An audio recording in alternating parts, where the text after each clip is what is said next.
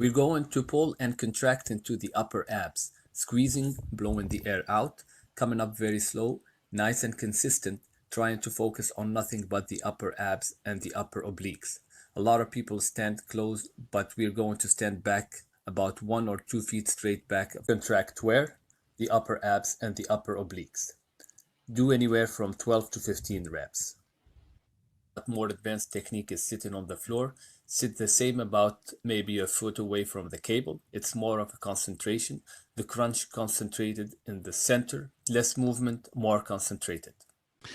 Okay.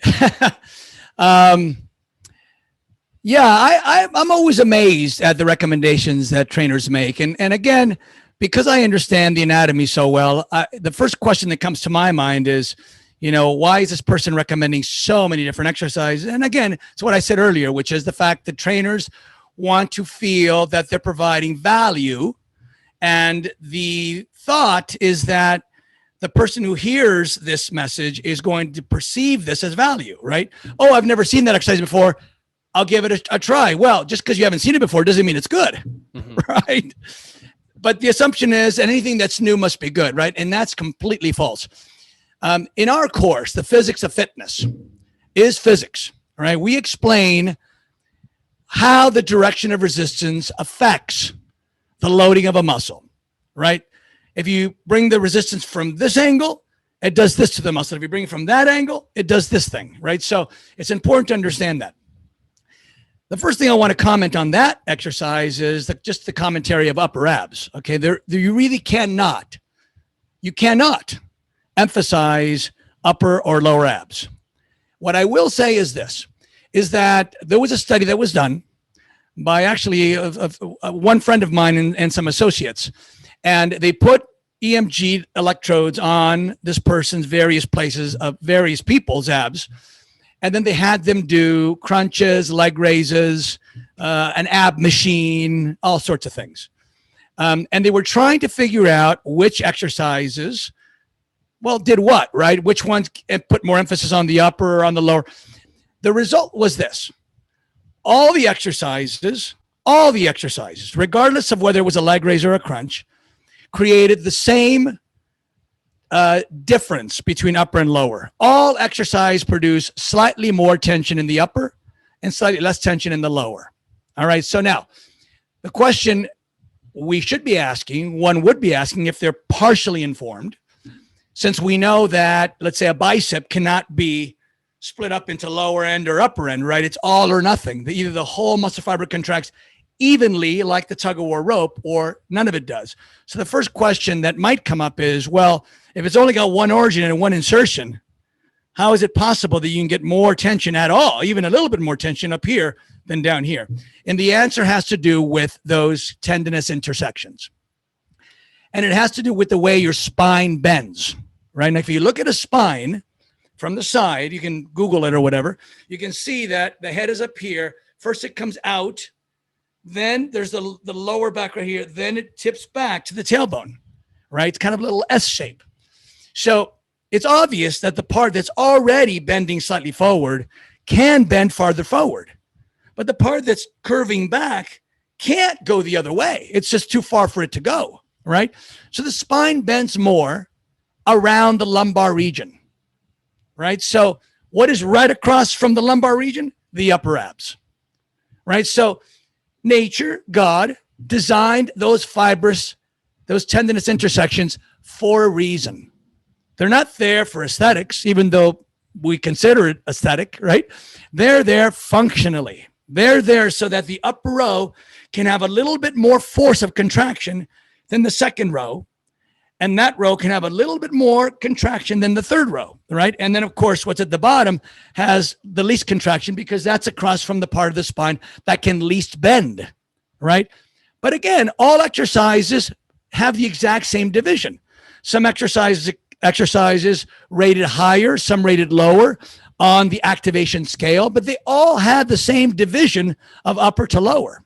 Okay, so getting back to this exercise does not work the upper abs any more than any other exercise does. The next thing we have to look at is what is the direction of resistance relative to the lever that is being operated by the abs, right? So we always do this. When we're doing a curl, we say the lever that's being operated by the bicep is this one. What is the direction of resistance relative to this lever when I'm trying to hit this muscle? That's what you do in all cases. So what you would do is you would say, okay, well, I noticed that the lever, which is the spine being operated, in the beginning of that movement was literally parallel to the cable, right? The torso was like this, the cable was like this, and he was going like this. So the cable was moving a little bit like this, but it starts off parallel. That means you're getting no resistance on the abs whatsoever.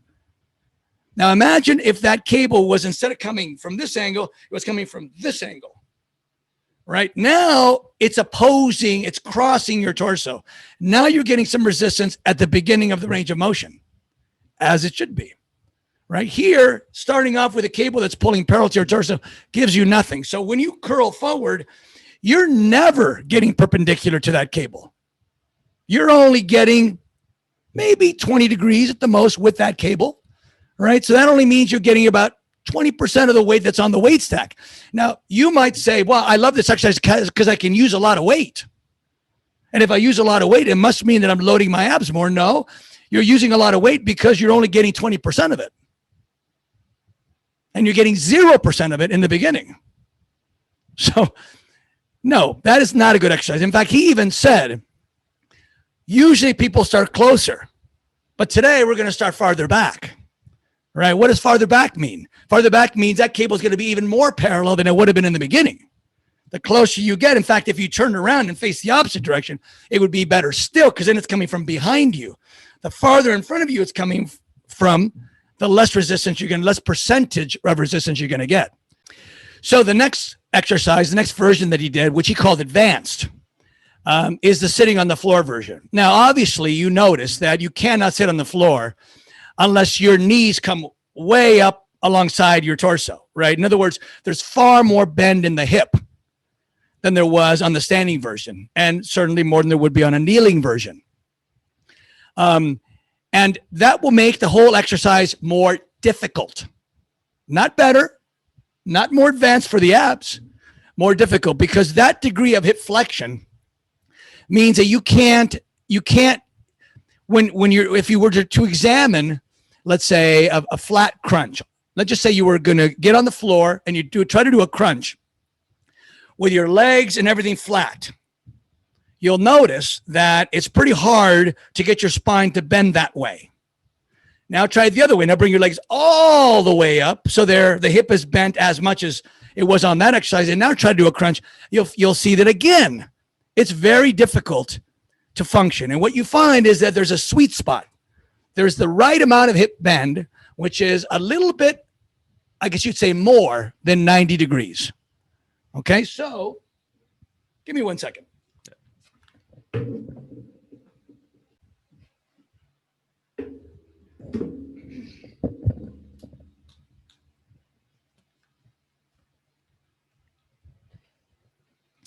Okay, so we're going to look at this little guy right here, right? We're going to imagine that he's on his back, right? This is a 90-degree hip bend, right? It's a right angle, right? This would be the flat crunch I was just describing. And this thing won't let me go any farther than this. But if his legs were over here, there's too much hip bend. If they're over here, there's not enough hip bend. So what you want is about that degree. About that degree of hip bend. So here's 90. That's why it's a little more than 90 degrees. That's the right amount of hip bend for the abdominal crunch to be most effective, for the spine to move the most comfortably, and for the abdominal muscle to have the best functionality. So I would say the second exercise he showed there was not more advanced. It was just plain foolish. The first one was already foolish enough, in part because you can't target the upper abs, but also because the direction of resistance was coming from the wrong place. Okay, interesting. You know that we don't want to mention who is recommending this, and you don't even know where I'm getting this. Right, I don't know. I my job is to just, comment on the things you're showing me. Right, but if you knew who, like, you will be like surprised. No, because many people consider him like the end all be all. Yeah. Well, getting back to what I was saying earlier, there's an unfortunate circumstance that happens in the world, right? It happens in the world of fitness, of course, but it happens in the world. And that is that marketers gravitate toward whatever sells, whatever people want to buy, right? So if you can spin some story that sounds appealing, however you spin it, however you make that popularity happen, and then what ends up happening is people follow the followers, right? So the bigger that following gets, the more people are apt to believe it. But that should not be what we use to make decisions.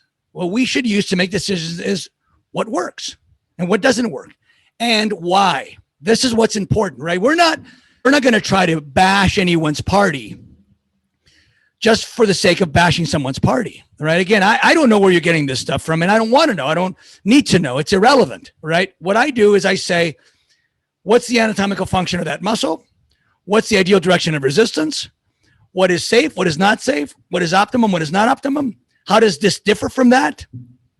That's the stuff you should be learning. That's the stuff you should want to know. Not just like, well, he's trained Jay Cutler or he's trained. It's like, it doesn't matter. I mean, look, we all know that if you're a pro bodybuilder, you have certain advantages, genetic advantages, and let's just say supplemental advantages. And you're doing a lot of effort, right? So I've always said this, an exercise that's bad, quote unquote.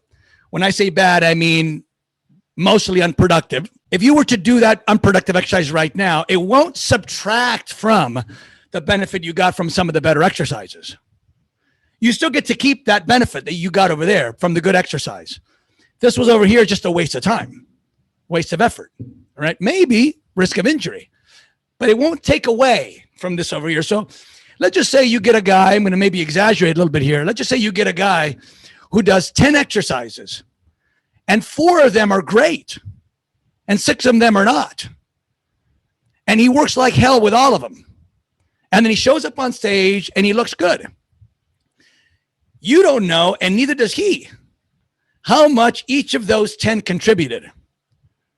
But we can tell you based on mechanics. We can tell you what the requirements are for an exercise to qualify as good, right? So he will get on stage. You'll look good. He won't know, and neither will you, that he could have gotten there easier. He could have gotten there with less effort. He could have gotten there with less risk of injury, right? He could have spent more time on the good exercises and less time on the bad exercise and maybe gotten an even better result. But he doesn't know the difference. So he does a shotgun approach. He does everything and hope that something works. Right. And something does work, but they don't all work.